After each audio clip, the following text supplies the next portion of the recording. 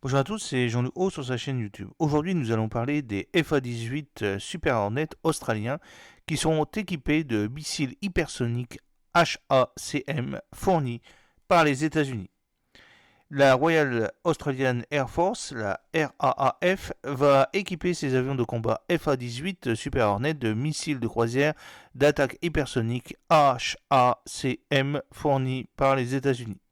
Cette évolution fait suite aux tests de certification réussis, renforçant encore la coopération entre les deux nations. Cette annonce intervient après que le gouvernement américain a révélé en juin 2024 que l'Australie participait aux essais HACM d'octobre 2024 à mars 2027.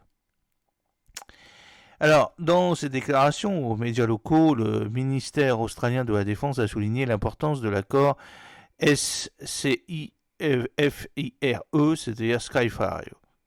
Grâce à l'accord Skyfire, les États-Unis et l'Australie continuent de collaborer à la conception et au développement du HACM, notamment en s'efforçant d'intégrer le HACM dans l'avion FA-18F de la RAF et d'utiliser l'infrastructure de test australienne pour les essais en vol.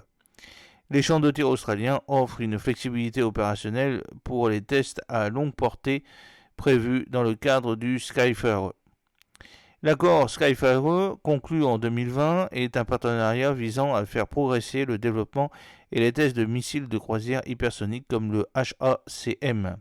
Au départ, le programme impliquait Boeing, Lockheed Martin et Raytheon, qui ont présenté des conceptions initiales pour évaluation en 2022. Raytheon est sorti vainqueur. Le nouveau missile qui attend le début des 13 tests annoncés dispose d'un budget estimé à 1,9 milliard de dollars.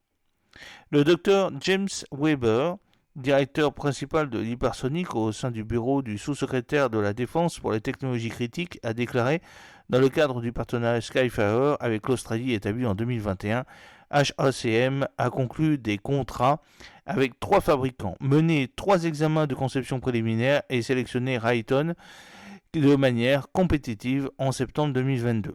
Les tests récents comprennent des essais en soufflerie et des essais statiques au sol du nouveau moteur fusée. En collaboration avec l'Australie, le programme HACM de l'armée de l'air est en bonne voie pour répondre aux besoins de combat.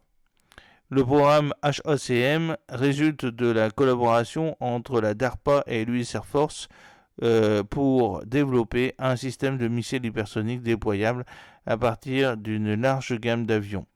L'USAF prévoit d'équiper ses bombardiers B-52 avec jusqu'à 20 de ces missiles et travaille à leur intégration dans les chasseurs F-15E.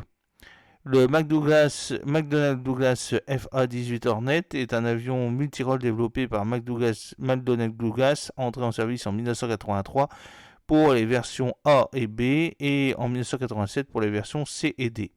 Dérivé du Northrop YF-17 Cobra, il est équipé de 2 turboréacteurs General Electric F404 GE402, offrant une puissance importante et des performances impressionnantes, comme une vitesse maximale de 1950 km/h et un plafond de 15,24 km.